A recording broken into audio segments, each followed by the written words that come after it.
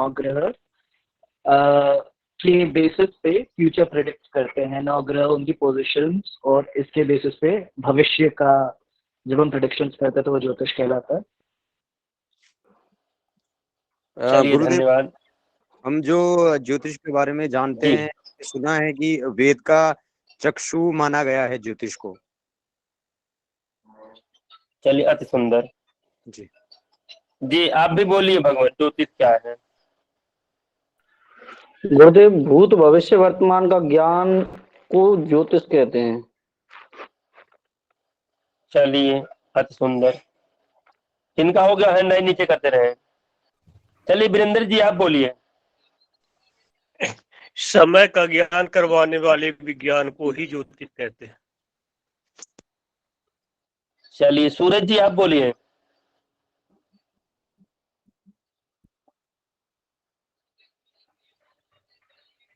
प्रदीप जी जी गुरु जी। बोलिए, ज्योतिष क्या है? ज्योतिष वो जो हाथ को देखते हैं वही ज्योतिषी होते हैं ना। अच्छा अच्छा अच्छा, तो ज्योतिषी हो गया, ज्योतिष नहीं हुआ। अच्छा, ज्योतिष का मतलब होता है फिर गुरु जी की जो आ, हमारे जो जन्म का अंक रहता है और जो ग्रह और नक्षत्र वही देखते हैं, वो ज्योतिष है ना। चलिए सुंदर। चलिए भगवान राजा जी आप भी हैंड राइज किए, बोलिए। जी गुरु जी, जो मेरे जानकारी से ज्योतिष, फलित ज्योतिष उस विद्या को कहते हैं जिसमें मनुष्य तथा पृथ्वी पर ग्रहों और तारों के शुभ अशुभ प्रभाव का अध्ययन किया जाता है। और बहुत ही मैं सुना हूँ कि ज्योतिष शब्द का यौगिक अर्थ अगर ग्रह तथा नक्षत्रों के संबंध में अगर कहा जाए तो ज्योतिष का एक बोध होता है जो नक्षत्रों को दर्शाता है, और साधारण ज्योतिष विद्या से कहा जाए विद्या का फल अर्थ से ही लेते हैं। और चक्षु कहा गया है, वेद का एक गुरु जी बोले हैं, तो अति सुंदर लगा मुझे यह बात सुन करके। काफी हमारे वैदिक ब्राह्मण में से कई लोग नहीं जानते हैं, और यह वेदों की चक्षु है। और ज्योतिष के बगैर हम लोगों को जैसे कर्म के कांड के क्षेत्र में है तो वह अधूरा ही माना गया है। चलिए अति सुंदर, बहुत सुंदर। और कोई ज्योतिष के बारे में कुछ बोलना चाहेंगे? गुरुदेव, समय और काल की गणना ज्योतिष है, उसी की कॉपी कर रहे हैं आज के भी वैज्ञानिक। जो हमारी सनातन संस्कृति मूल है उसी की कॉपी कर रहे हैं आज भी वैज्ञानिक। चलिए अति सुंदर। संजय जी आप बहुत देर से हैंड किए, कुछ बोलेंगे?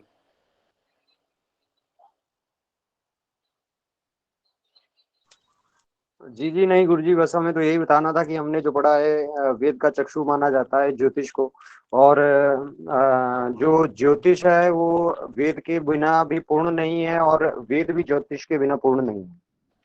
चलिए अति सुंदर। चलिए हम भी कुछ बोल दें ज्योतिष के बारे में। जी गुरु जी। जी जी, इसमें लगभग सबको मैं एक बार बता चुका था। जी गुरु। अब ये मत कहिए किसी किताब में लिखा हुआ है, सीधे मैं कहता हूँ पंडित शिवानंद शास्त्री जी के अनुसार ज्योतिष क्या और क्यों।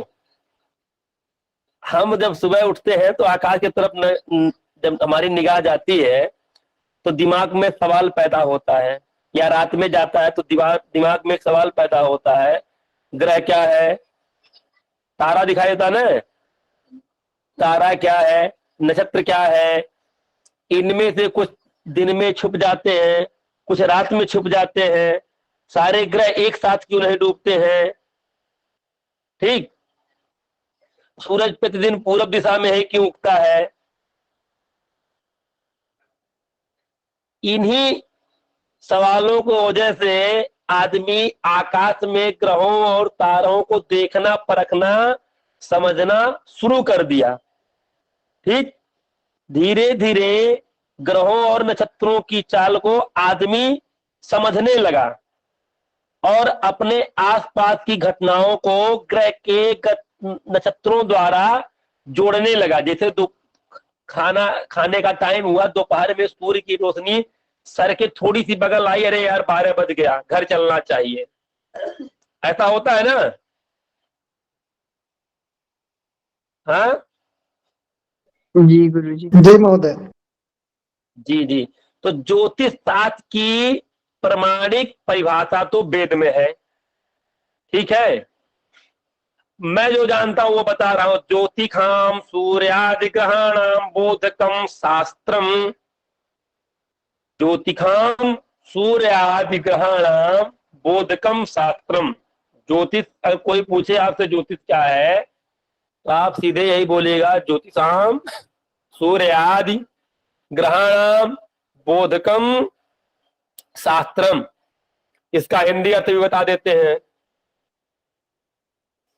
ग्रह, नक्षत्र, धूमकेतु आदि और समय का ज्ञान कराने वाले विज्ञान को ही ज्योतिष कहते हैं। अर्थात दूसरा परिभाषा लिख लीजिए, ज्योति को प्रदान करने वाले विज्ञान को ही हम ज्योतिष कहते हैं। ज्योतिष को ज्योति प्रदान करने वाला विज्ञान कहते हैं, ठीक है। एक तरीके से ज्योतिष रास्ता दिखाने वाला शास्त्र है। जिस शास्त्र से संसार के जीवन मरण के रहस्यों का ज्ञान होवे, सुख दुख के संबंधों का ज्योति दिखाई दे, वही ज्योतिष सार है, ठीक है। इसका जो अध्ययन है दर्शन शास्त्र के करीब बैठता है। अब ऐसा माना जाता है ज्योतिष का उदय भारत में जो है 8000 वर्ष पूर्व से अधिक पुरानी है, ठीक है। आज तो तमाम किताबें हो गए हैं। भारतीय ज्योतिष के प्रमुख ज्योतिर्विद और उनके द्वारा लिखे गए खास खास ग्रंथ हैं, जैसे पराशर मुनि का बृहद पराशर होरा शास्त्र, 12 मिहिर बृहद संहिता, बृहद जातक लघु जातक, भास्कराचार्य जी का सिद्धांत, अब शिरोमणि श्रीधर जातक तिलक, ज्योतिष की पुस्तकें हैं। ज्योतिष सार के कुछ और जाने माने ग्रंथों का नाम आप लोगों को बता दे रहे हैं। एक किताब आती है सूर्य सिद्धांत लघु पराशरी, एक किताब आती फल दीपिका, जातक परिजात, मानसागरी, भाव प्रकाश, भाव कुतूहल, भावार्थ रत्नाकर, मूर्त चिंतामणि, बृहद ज्योतिष सार। ये सब ज्योतिष के पुरानी पद्धतियां हैं, ठीक है, जिसमें से मानसागरी कई किताबों को मिला के बनाई गई हैं, ठीक। वर्तमान में बहुत सारी किताबें हो गई हैं। अब देखिए भारतीय ज्योतिष जो है, ठीक है, मतलब भारत की जो ज्योतिष है, इसकी अवधारणा मूल रूप से 9 ग्रहों पर टिकी हुई है। इसमें 7 ग्रह मुख्य माने जाते हैं, 2 छाया ग्रह माने जाते हैं। यहां से आप लोग लिखना चालू करिएगा जो मैं बोल रहा हूं, क्योंकि इसको मैं दोबारा नहीं बोलूंगा। सूर्य ग्रहों का राजा है, सूर्य ग्रहों का राजा है, चंद्रमा मंत्री है, बुध मुंशी है, बृहस्पति गुरु है, शुक्र पुरोहित है। शुक्र जो है ग्रहों का पुरोहित है। शनि राजपुत्र है, राजा का पुत्र है। और 2 छाया ग्रह राहु केतु चांडाल माने जाते हैं। राहु चांडाल और केतु अछूत। जब केतु के साथ शुभ ग्रहों की युति हो तो अछूत दोष बनाता है, और राहु के साथ हो तो चंडाल योग बनाता है। बोले दोबारा बोलना, चंद्रमा मंत्री है, मंगल बोलना फिर दोबारा से। सूर्य को राजा कहा जाता है।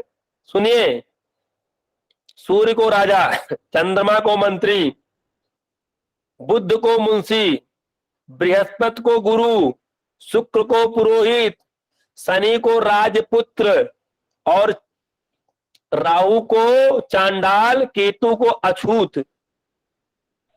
गुरुजी मंगल क्या है? अब इसमें बस यही मैं बोलने जा रहा था कि अभी कोई प्रश्न करेगा मंगल क्या है।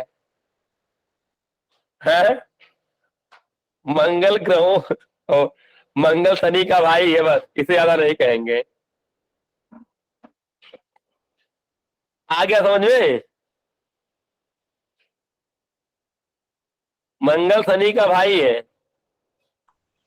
जी जी। मतलब मंगल जी, भी वो भी राजपुत्र है। राजपुत्री रहा, हाँ राजपुत्री तो रहा, मतलब वो भी मंगल भी। राजपुत्र। नहीं, मंगल, देखिए मंगल को राजपुत्र नहीं कह सकते, क्योंकि मंगल पृथ्वी का भी पुत्र माना जाता है। ठीक है, गुरुजी शुक्र शुक्र द्वारा बोल देना। शुक्र पुरोहित है, शुक्र पुरोहित है जी। शनि राजपुत्र।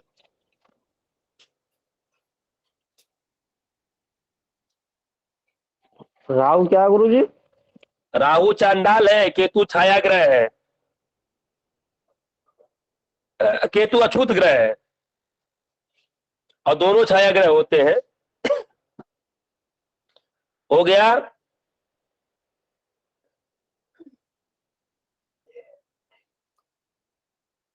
जी गुरुदेव। अब फिर मेरा परिभाषा, मेरा सुनिए, जो मैं बोल रहा हूं मेरा भाषा सुनते रहिए। फिर अब ये सब सुनने की चीज है, जो लिखने वाली आएंगे वहां मैं इंगित करूंगा। जीवन का मुख्य आधार प्रकाश, जीवन का मुख्य आधार प्रकाश है, बिना प्रकाश के जीवन संभव नहीं है। आप ये कह सकते हैं जिस दिन धरती पर प्रकाश नहीं होगा शायद जीवन नहीं होगा। इसलिए ज्योतिष शास्त्र में सूर्य को ग्रहों का राजा माना गया है, और सूर्य को ही आधार मान करके समय की गणना की जाती है। इसके सत्ता में आते ही सारे जीव अपने क्रियाकलाप में दैनिक दिनचर्या में लग जाते हैं जी। जी गुरुजी। किसी को कोई दिक्कत यहाँ तक? नहीं गुरुजी।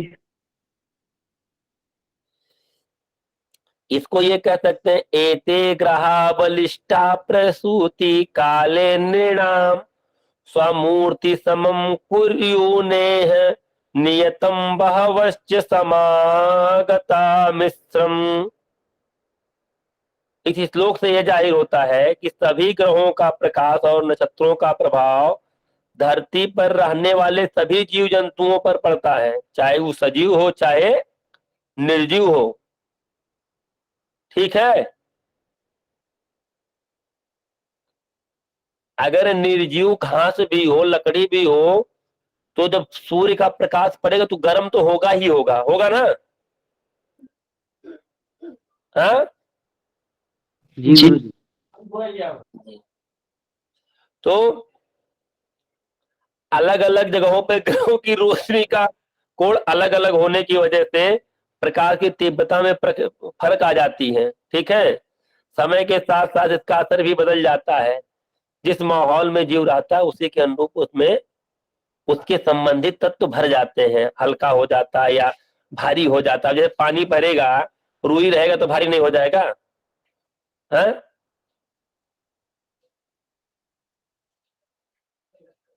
तो उससे अनुरूप उससे संबंधित तत्व भर जाते हैं, हल्के या भारी हो जाते हैं। और हर किसी की अपनी अपनी एक विशेषता होती है। ठीक है, जैसे किसी स्थान में विशेष व्यक्ति पैदा होता है, अब उस स्थान पे लेकिन पढ़ने वाला जो ग्रह का राशियों का जो फल है वो तो पड़ेगा ही पड़ेगा, चाहे वो राजा का लड़का हो चाहे दरिद्र का लड़का हो। हाँ, और इसी तरीके से आप लोग स्पष्ट ही जानिए, हमारे कहने का मतलब है कि ज्योतिष कोई जादू टोना और चमत्कार नहीं है। मैं आप लोगों की इतना भाषण देके यही समझाना चाह रहा हूं कि ज्योतिष कोई जादू टोना चमत्कार नहीं है, बल्कि विज्ञान की एक शाखा है। ठीक है, जैसे विज्ञान के दो वर्गों में बांटा गया है, भौतिक विज्ञान और व्यवहारिक विज्ञान। ठीक है,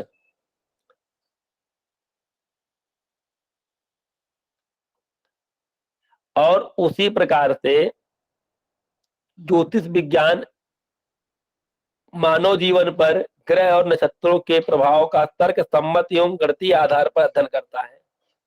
ठीक है, और व्यवहारिक रूप से बताता है। आखिर भौतिक विज्ञान क्या करता है? नापता है ना, लिखता है और व्यवहारिक रूप से बताता है। तो उसी प्रकार से ये है, ज्योतिष चमत्कार या अंधविश्वास न मान करके उसे अपने जीवन में सही ढंग से प्रयोग में लाइए तो यह बहुत ही उपयोगी सिद्ध होगी। ठीक है, आया समझ में सबको? जी ना आप वीडियो चालू करके करिए। तो जिस प्रकार से लीजिए एक बार हमको सब लोग देख लीजिए भाई।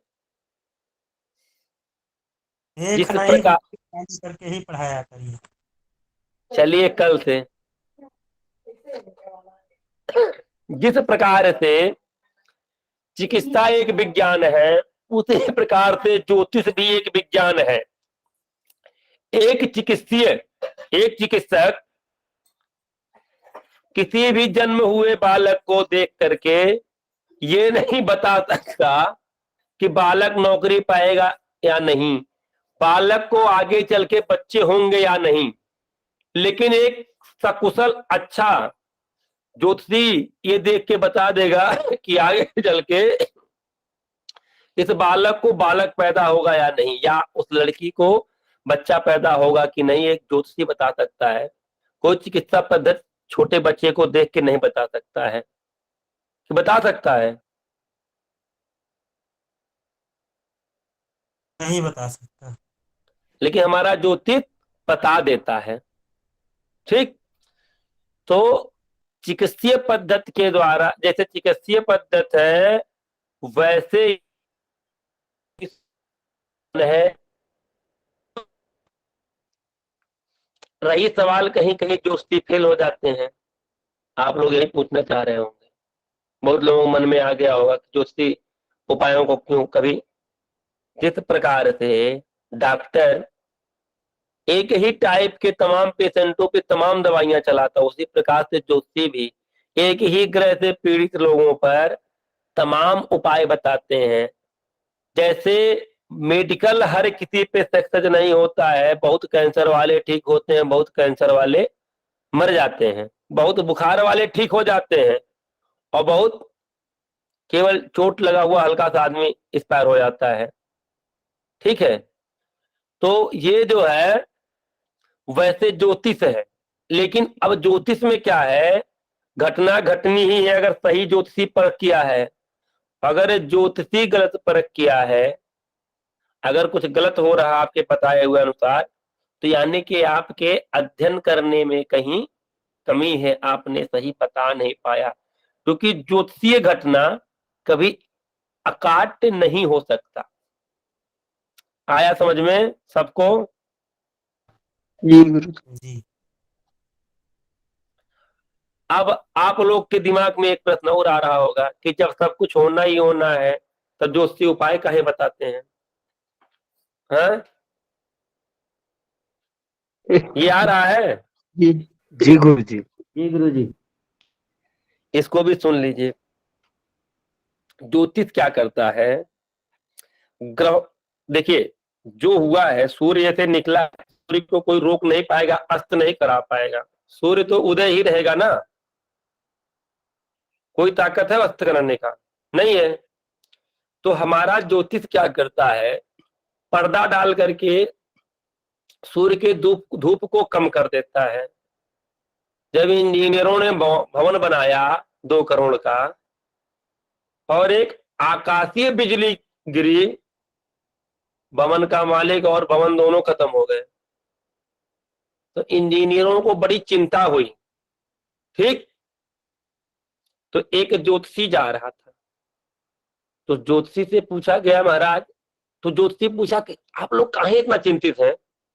इंजीनियर बोले आपके समझ से बाहर की बात ही, पत्रा वाली बात नहीं है। ठीक, ज्योतिषी बोला महाराज एक बार बताओ तो, कहे क्या करोगे तुम, आकाशीय बिजली रोक दोगे? भाई जिसका नुकसान होगा तो इसे बोलेगा है। तो जो उससे बोला नहीं उसके प्रभाव को कम कर दूंगा। ये हुआ कैसे? तो उसने बताया ये तार लगा दीजिए कॉपर एल्युमिनियम आदि का, ठीक। उसके बाद आकाशीय बिजली तो उसी टाइम पे गिरेगी जब गिरनी है, लेकिन मकान को क्षति नहीं पहुंचाएगी। तो देखते होंगे बड़े बड़े बिल्डिंगों में, सरकारी महलों में लगा रहता है ना। हाँ जी गुरुजी। तो वो क्या करता है, आकाशीय बिजली को डिवेट कर देता है, सीधे जाकर के पृथ्वी में डाल देता है। और आप मकान में सोए रहिए, आपके ऊपर कोई फर्क पड़ने वाला नहीं है, मकान को क्षतिग्रस्त नहीं करेगा। ये होता है ज्योतिषीय उपाय। छोटे छोटे पत्थर, छोटे छोटे रत्न आपके ऊपर पड़ने वाले ग्रह के असर को कम कर देंगे, खत्म तो नहीं करेंगे, कम कर देंगे। जैसे आपका एक्सीडेंट होना है, सर फटना है, हाथ टूटना है, पैर टूटना है, छोटा सा पत्थर, इतना बड़ा पत्थर तिनके जैसा, वो क्या करेगा, फट जाएगा, सारा ग्रह अपने ऊपर ले लेगा। या नहीं भी फटेगा, बहुत बड़ा ग्रह नहीं है, नहीं फटेगा तो क्या करेगा, एक्सीडेंट तो होगी, गाड़ी केवल क्षति होगी। आपका हाथ पैर टूटना था, केवल एक अंगुली फ्रैक्चर हो जाएगी, वो भी हेयर क्रैक होगा, ठीक। सर कट के अलग होना था, कोई फिंगर कट के अलग हो जाएगा। इतना असर डालता है ज्योतिष। आया समझ में? जी।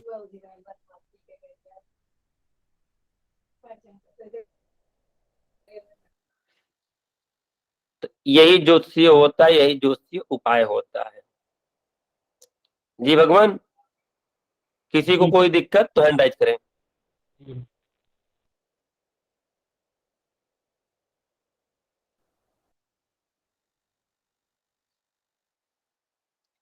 अब आइए हम लोग ज्योतिष से संबंधित आवश्यक बातें जानते हैं। अब इसमें आप लोग बताइए, पंचांग के बारे में कितने लोग जानते हैं? पंचांग क्या होता है?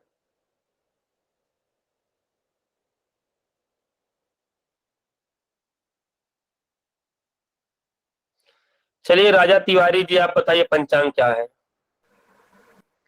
गुरुजी, तिथि, वार, नक्षत्र, योग और करण, ये 5 जो गणना है, इन्हीं सभी को मिलाकर पंचांग का निर्माण हुआ है। इसका एक श्लोक भी है कि तिथि वारम च नक्षत्रम योगः करणमेव च। और ऐसी है, दूसरा लाइन मुझे याद नहीं है, क्षमा चाहूंगा।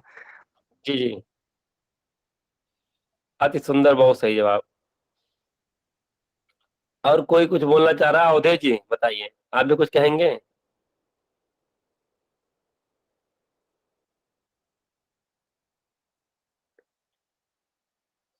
संजय जी आप कुछ कहेंगे? जी गुरुजी, जो बोलिए। पंचांग का अर्थ ये है कि जिसके 5 अंग होते हैं, जिसमें तिथिवार, नक्षत्र, करण, योग, इनसे ही पंचांग मिलकर बनता है। चलिए अति सुंदर। शुक्ला जी आप भी हैंड राइज किए थे, कुछ कहेंगे? भाई 5 अंगों के समूह को पंचांग कहते हैं। चलिए, प्रतीक, क्या नाम है? प्रतीक? जी गुरुजी, प्रतीक्षित। प्रतीक्ष, हाँ बोलिए बाबा। जी जी। तो वैसे तो इन सभी ने बहुत अच्छी डेफिनेशन दी थी, 5 अंगों का समूह होता है, और उन्होंने वो श्लोक भी बता दिया। बट मैं एक पॉइंट ऐड करना चाहूंगा कि पंचांग, हमारे भारत का पंचांग इतना प्रिसाइज है कि आज से बहुत समय बाद सूर्योदय कब होगा, सूर्य अस्त कब होगा, वो भी हम पंचांग के माध्यम से पता कर सकते हैं। चंद्र ग्रहण कब आएगा, सूर्य ग्रहण कब आएगा। सो हमारा भारत का पंचांग और ये पद्धति बहुत डेवलप्ड है। सो ये बताना चाहूंगा मैं। धन्यवाद भगवान। चलिए, बहुत सुंदर आप लोगों ने वर्णन किया। बड़ी खुशी हुई कि आप लोगों को पंचांग के बारे में बहुत अच्छी जानकारी है। तिथि, वार, नक्षत्र, योग, ग्रहण,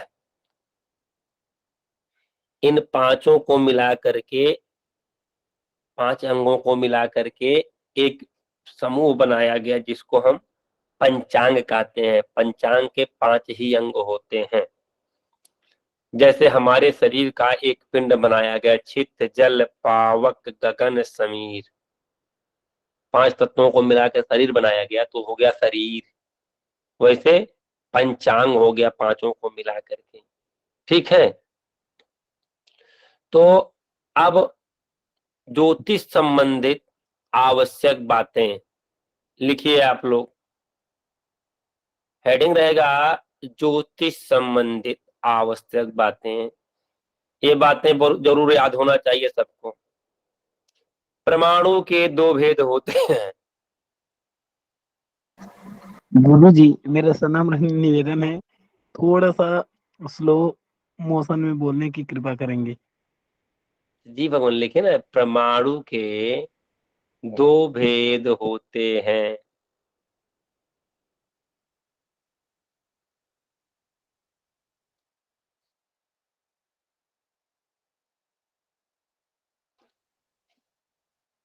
जी। नंबर 1 अणु, नंबर 2 रित रेणु।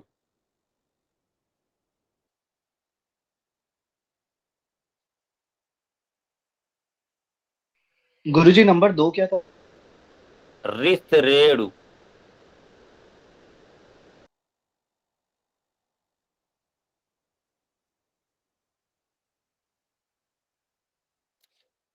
दो परमाणु बराबर एक अणु होता है।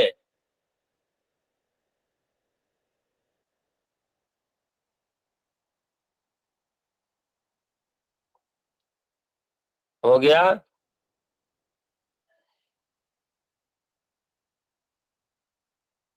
दो परमाणु बराबर एक अणु होता है। जी गुरु जी। 3 अणु बराबर एक रित रेणु होता है।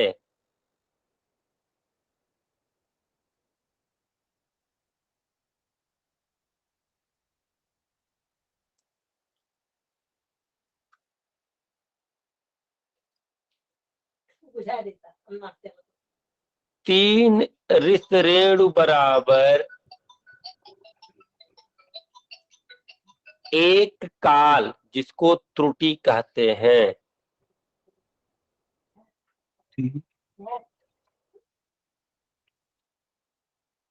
हो गया? फिर से एक बार बोलिए। 3 रित रेणु बराबर एक काल होता है, जिसे त्रुटि कहते हैं।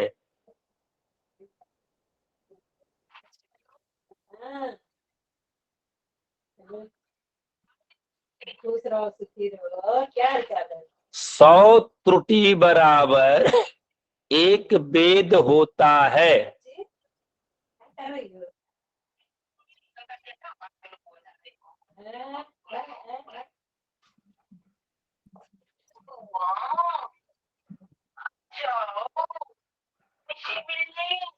जी गुरुदेव, रिपीट कर दिया करो। 3 कहां तक लिखे आप लोग? 100 त्रुटि बराबर एक वेद होता है। एक वेद होता है। 3 वेद का एक लव होता है। 3 वेद बराबर एक लव होता है।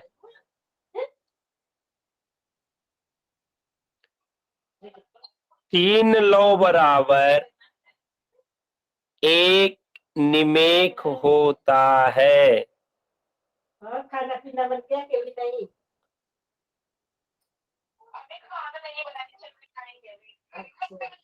3 निमेक बराबर एक क्षण होता है। 3 निमेक बराबर एक क्षण होता है। अब 5 क्षण बराबर एक काष्ठा होता है।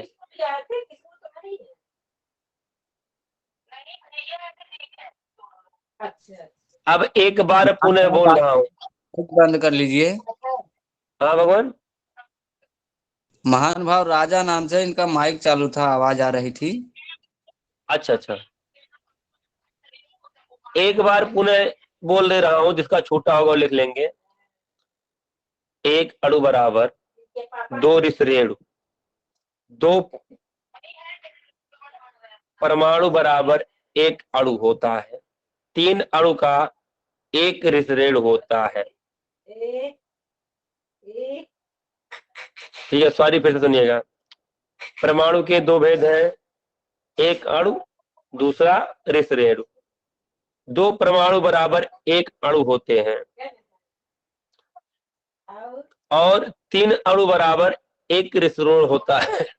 3 ऋषरेणु बराबर 1 काल या त्रुटि होती है। 100 त्रुटि बराबर 1 भेद होता है। 3 भेद बराबर 1 लव होता है। 3 लव बराबर 1 निमिक होता है। 3 निमिक का 1 क्षण होता है। 5 क्षण का 1 काष्ठा होता है। 5 क्षण का 1 काष्ठा होता है। गुरुदेव ये 3 ऋषरेणु बराबर, इसका मतलब कि दो परमाणु बराबर 1 अणु होता है। इसके बाद जो है 3 ऋषरेणु बराबर 2 परमाणु बराबर 1 अणु, 3 अणु बराबर 1 ऋषरेणु और 3 ऋषरेणु बराबर 1 काल या त्रुटि होता है। ठीक है, आया समझ में? जी हाँ, अब कहाँ तक लिखा दिए थे? 5 क्षण बराबर एक काष्ठा होता है। तो 15 काष्ठा का 1 लघु होता है और 15 लघु का 1 नाड़ी होती है।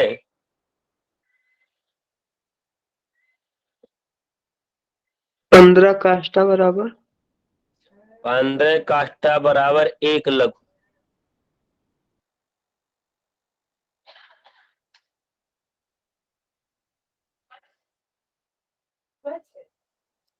और 15 लघु बराबर 1 नाड़ी। 15 लघु बराबर 1 नाड़ी।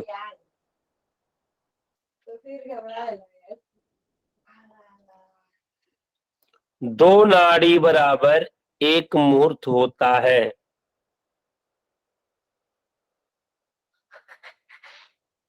ठीक, गुरु जी दोबारा बोल देना एक बार। 2 नाड़ी बराबर 1 मुहूर्त होता है।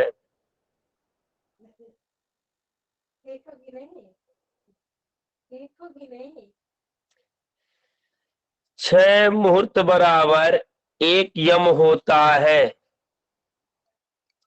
यम मतलब प्रहर, पहर जिसको आप लोग बोलते हैं। 6 मुहूर्त बराबर 1 यम होता है, यानी कि 4 यम का 1 दिन होता है।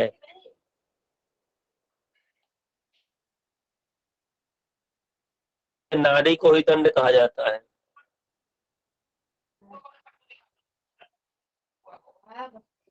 अब 4 पहर 1 दिन होता है और 4 पहर की रात्रि होती है।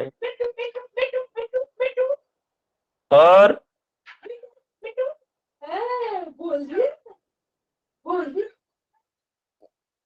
15 दिन का 1 पक्ष होता है।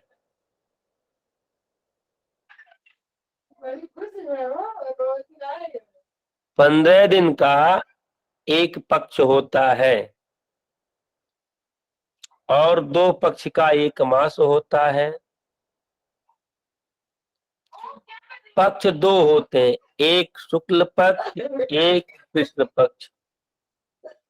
2 महीने की 1 ऋतु होती है। 2 महीने की 1 ऋतु होती है, तो यानी कि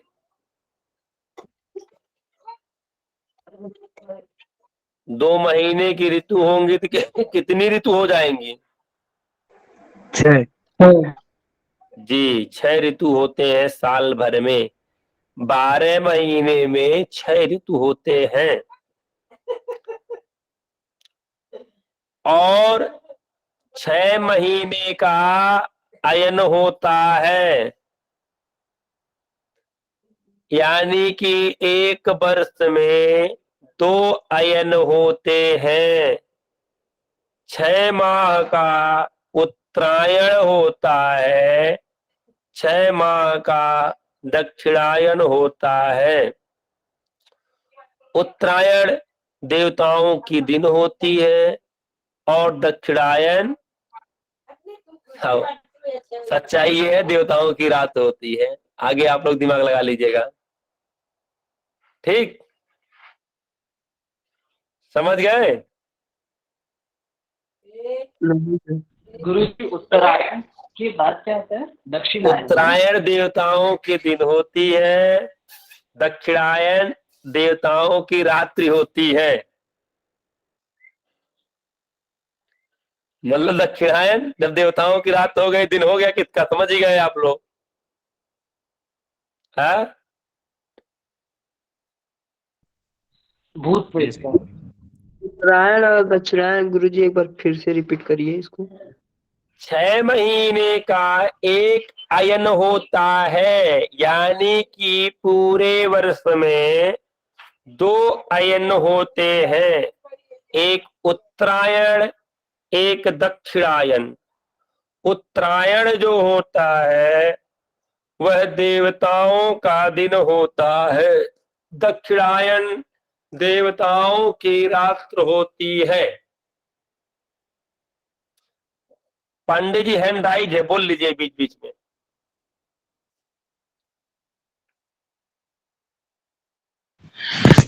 जी गुरु जी, 6 मुहूर्त बराबर 1 यम तो हो गया गुरु जी, और 1 यम बराबर कितना क्या होता है गुरु जी?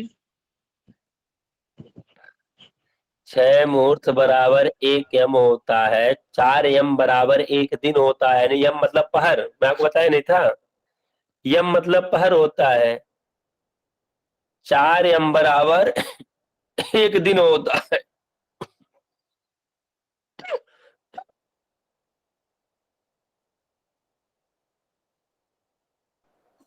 जी हो गया?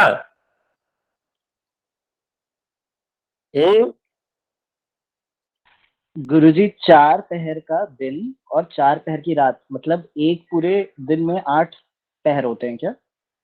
एक अहोरात्र में 8 पहर होते हैं, एक दिन में नहीं भगवान।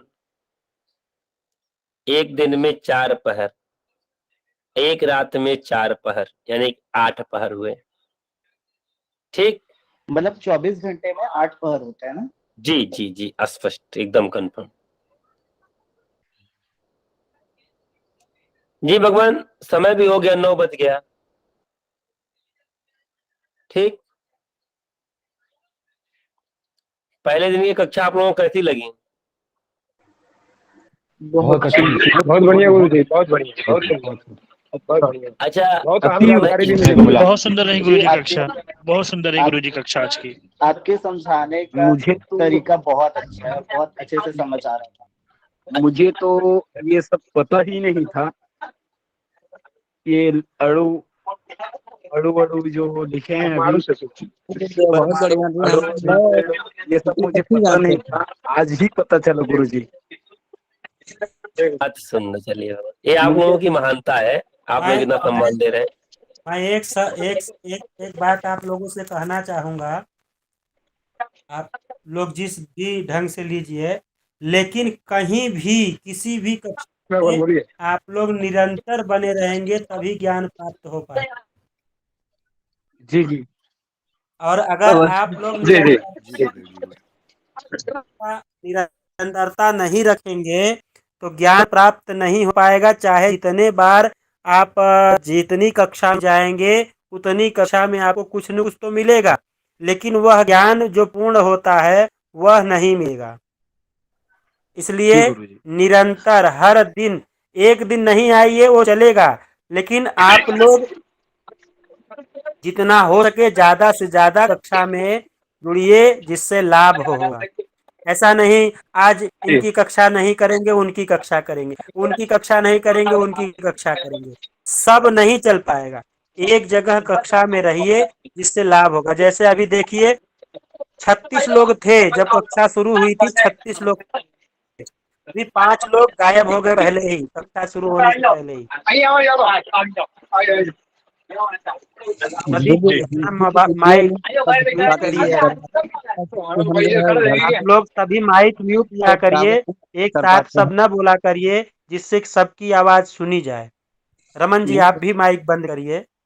गुरुदेव मैं ये कह रहा था कि रिकॉर्डिंग उपलब्ध करवाते रहिएगा, क्योंकि घर की परिस्थिति की वजह से मैं निरंतर नहीं उपलब्ध रह पाता हूँ, तो रिकॉर्डिंग में सुनता जी हूँ।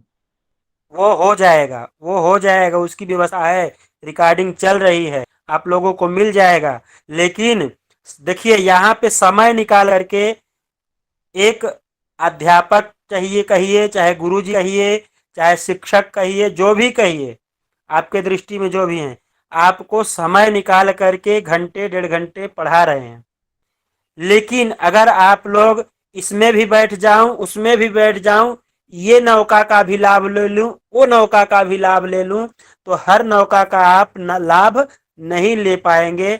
जो कि हमारे पूर्वज कहे हैं कि 2 नाव में चढ़ना, और उसके बाद आप लोग समझ जाइए। तो एक कक्षा में आप रहिए जिसका लाभ आपको प्राप्त होगा। और ये नहीं कहा जा रहा है कि आप इसी कक्षा में बने रहिए। जो कक्षा आपको अच्छी लगती हो, जिसकी कक्षा आपको अच्छी लगती हो, चाहे जो भी हो, उस कक्षा में आप निरंतर बने रहिए और बने रहने से आपको लाभ प्राप्त होगा।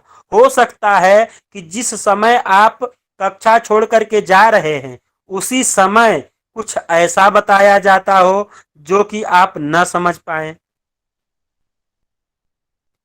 एक व्याकरण शास्त्र में है अजामभक्षः, उसके बारे में बहुत लोग नहीं जानते हैं कि अजामभक्षः है क्या। जब सूत्र लगाया जाता है ना कि इसका उत्तर क्या आएगा, तो वहां उत्तर में लिखा जाता है अजामभक्षः। अजामभक्षः का मतलब यह है कि कात्यायन ऋषि थे, कात्यायन नहीं, पतंजलि जी पत्ते पे लिखे थे, पूरा का पूरा व्याकरण पत्ते पे लिख डाले थे। क्यों? क्योंकि उनको श्राप था, और श्राप इसलिए मिला कि उनके जो गुरु थे वह नाग योनि के थे, और उसमें 12 शिष्य थे। 12 शिष्यों को उन्होंने कहा था कि आप लोग ध्यान पूर्वक यह सुनिए, लेकिन पर्दे के पीछे से मैं आप लोगों को सारा का सारा ज्ञान दे दूंगा। आप लोग बिना बताए कहीं नहीं जाना, पर्दा नहीं हटाना, कोई बेमतलब का बात नहीं करना। आज के समय में आप लोगों से ऐसी चीजें कह दिया जाए तो आप कहेंगे भाग, इसके कक्षा में नहीं रहना है। लेकिन उस समय की यह बात थी। पतंजलि जी को प्यास लगी, पतंजलि जी बिना बताए चले गए, और 11 लोगों ने में से एक उद्दंड था जो कि कहा कि ये पीछे पर्दे के पीछे कौन बैठा है, पता नहीं, भूत है, प्रेत है, पिशाच है, देव है, दानव है, नर है, वानर है, किन्नर है, कौन है, हमको कौन विद्या दे रहा है, हम देखना चाहेंगे। एक ने पर्दा हटाया, सभी को वह खा गए। और जैसे ही खाए वैसे थोड़ी देर के बाद पतंजलि जी भी आ गए। तो पतंजलि जी के में अब क्रोध तो था ही कि बिना बताए गए, इसलिए पतंजलि जी को उन्होंने श्राप दे दिया कि जाओ तुम राक्षस हो जाओ। मैं तुम्हें नष्ट इसलिए नहीं करूंगा और इसलिए नहीं करना चाहता हूं क्योंकि व्याकरण शास्त्र के व्यवहारिक ज्ञान के लिए और इसका व्यवहारिक ज्ञान जो है जगत में व्याप्त रह जाए और यह गुरु परंपरा रह जाए, सबको ज्ञान प्राप्त हो, इसलिए तुम राक्षस हो जाओ। और तुम्हारा उद्धार तभी होगा जब तुम किसी को यह पढ़ा दोगे। तो जाकर के एक पीपल के पेड़ के ऊपर बैठ गए और वहीं से देखने लगे कि कोई आए मेरी विद्या को ले। तो एक चरवाहा जो बकरी चरा रहा था वह उस वृक्ष के नीचे आकर के बैठा।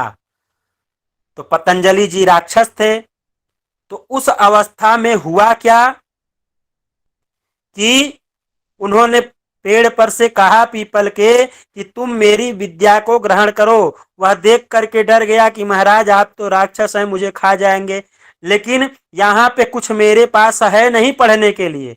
कहे कि कोई बात नहीं, मैं पत्ते पे लिखता जाता हूँ और तुम उसको एकत्रित करके इसको कलमबद्ध कर देना। बोले ठीक। अब वो पत्ता पे लिखते चले गए और गिराते चले गए, वो पत्ता बटोरते चले गए, बटोरते चले गए। अब उसी में बकरी भी आ गई और बकरी ने क्या किया, पत्तों को खा लिया। तो जिसका ऊपर वह ढूंढना था उस समय उस जगह पे जब बकरी खा गई तो इसलिए कहा जाता है अजाम भच्छ। उस चीज का लाभ नहीं मिल पाएगा। इसलिए आप लोग ध्यान पूर्वक पढ़िए और कक्षा में बने रहिए और उसका लाभ लीजिए।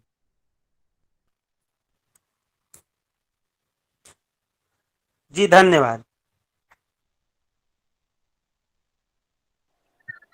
चलिए भगवान, अभी मैं पहले नहीं बता गुरुजी। पाया, मैं आप लोग जी बोल लीजिए भगवान, आप बोल। क्षमा करिएगा। मैं कोई ये बात पूछ रहा था, जो हमारी क्लास छूट गई है उसकी रिकॉर्डिंग्स हमको मिल जाएगी क्या? भगवान आज पहला दिन है, छूटा क्या है पहले ही बताइए, अभी तो शुरू से पढ़ा रहे हैं। अच्छा अच्छा ठीक है गुरुजी। तो भगवान आप लोगों को एक बात मैं और एक बार बोल लेने दीजिए हमको।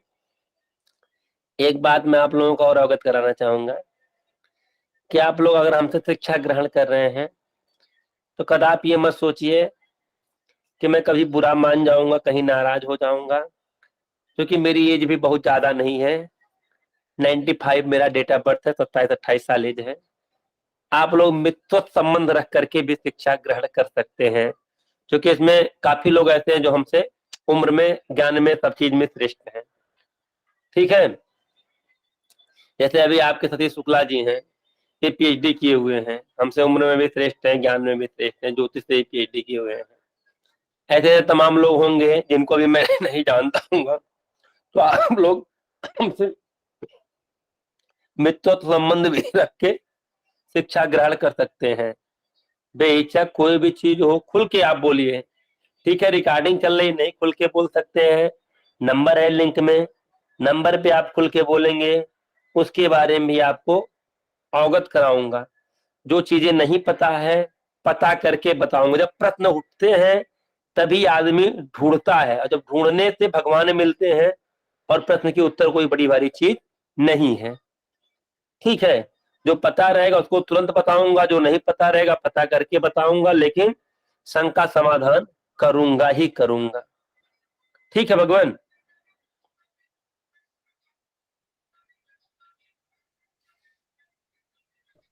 जी चलिए, दो लोगों का हैंड राइज है, बोल लीजिए जो बोलना हो। गुरुजी, बोलना ये है कि इसका समय निर्धारित कब से कब तक रहेगा? भगवान वही है, 7:45 बजे से लेकर के अब जो 15 मिनट 40-45 मिनट पढ़ा दूंगा वही पढ़ाया जाएगा। आज तो पहला दिन था, अभी तक पढ़ा रहा हूं। ठीक।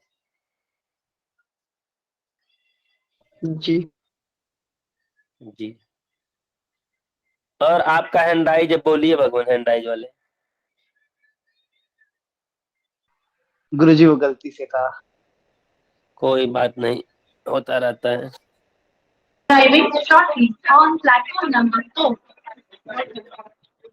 बोलिए भगवान, प्लेटफॉर्म नंबर 2 से ही बोलिए। Mumbai via Nagpur superfast. गुरु जी, समय अभाव की वजह से मैं 10 महाविद्या का पठन पाठन अध्ययन नहीं कर पाया। उसकी रिकॉर्डिंग उपलब्ध हो सके तो मिल जाए तो अच्छी बात रहेगी। भैया वैदिक ब्राह्मण जाने, सतीश शुक्ला जी जाने, हल्का जाने। गुरु जी सुन रहे होंगे तो बता दीजिए आप। मिल जाएगा मिल जाएगा मिल जाएगा। On platform number 4. जी गुरु जी, धन्यवाद। चलिए ठीक है भगवान, आज्ञा दीजिए गुरु जी। म्यूट करेंगे। जी आज्ञा दीजिए। जी धन्यवाद। मिल जाएगा आपको रिकॉर्डिंग। जी गुरु जी। जी, और कोई बोलना चाह रहा है? करण सिसोदिया जी, कुछ बोलना है? अभी अभी आप जुड़े हैं। नहीं जी नहीं। अच्छा भगवान, ठीक है। और कोई भगवान कुछ बोलना चाह रहे हैं?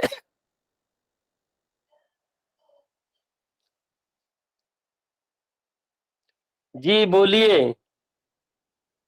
अवधेश जी महाराज बोलिए। जी गुरुजी, मैं ये कह रहा हूँ, जी यदि आपसे मतलब व्यक्तिगत कुछ परामर्श लेना हो तो किस समय आपसे संपर्क किया जा सकता है? देखिए भगवान, समय कोई निर्धारित नहीं है कि इतने बजे से इतने बजे तक मैं छुट्टी पे ही रहता हूँ। जी संपर्क करिए, जब मैं फ्री रहूंगा आपको जवाब दे दूंगा। जी छोटे मोटे परामर्श होंगे तो कितनों व्यस्त रहूंगा तुरंत दे दूंगा। अब जी। बड़े बड़े परामर्श रहेंगे तो उसमें कुछ टाइम लगेंगे ही लगेंगे। तो गुरुजी, जिससे आपका मतलब नंबर कहाँ से मतलब मिल जाएगा जिससे मैं आपसे संपर्क कर सकूं? लिंक में मेरा नंबर नहीं था। जी, लिंक में ध्यान नहीं दिए गुरुजी, देख लेंगे। देखिएगा नहीं मेरा था नंबर गुरुजी, लिंक नहीं में था। होगा। हाँ नहीं था जी गुरुजी, नहीं था, नहीं था। नहीं मेरा नंबर होगा लिंक पंडित शिवानंद लिंक में शास्त्री नंबर वार्ड। है, लिंक में नंबर है, आप लोग देखिए। जी जी। और किसी का कोई प्रश्न?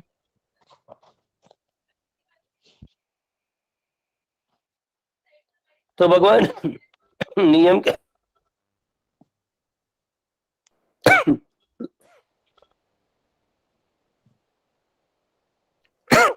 शांति पाठ कराया जाए नियम के अनुसार।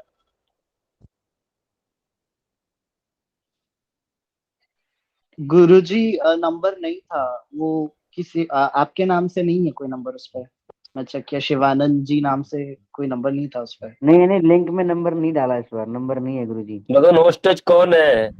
वैदिक ब्राह्मण ग्रुप के होस्टेज कौन है भगवान? नंबर देने की दिया जा सकता है या नहीं भगवान? विदाउट परमिशन क्या बताऊं मैं? ये वैदिक ब्राह्मण जाने नंबर के लिए। ठीक है। हम लोग ग्रुप में मैसेज कर देंगे। हाँ, ग्रुप में मैसेज कर लीजिएगा तब भी मिल जाएगा मेरा नंबर। जी। सो भगवान, एक लोग शांति देवो शान्तिरन्तरिक्षगो शान्तिः पृथिवी शान्तिरापः शान्तिरोषधयः शान्तिः वनस्पतयः शान्तिर्विश्वे देवाः शान्तिर्ब्रह्म शान्तिः सर्वगो शान्तिः शान्तिरेव शान्तिः सामा शान्तिरेधि जतो यतः समीहते ततो नो अभयं कुरु शन्नः कुर्प्रजाभ्यो भयन्नः पशुभ्यः शान्तिर्भवतु। ओम शान्ति शान्ति शान्तिः। सर्वेभ्यो नमो नमः। सर्वेभ्यो नमो नमः। राधे राधे, जय श्री राम, सबको शुभ रात्रि। शुभ रात्रि, प्रणाम करते हो सभी को शुभ रात्रि। नारायण शुभरात्रि। सभी को सादर शुभ रात्रि। जय कल्याण, राधे राधे, सभी लोगों को, विद्वत जनों को प्रणाम। प्रणाम। राधे राधे। राधे राधे।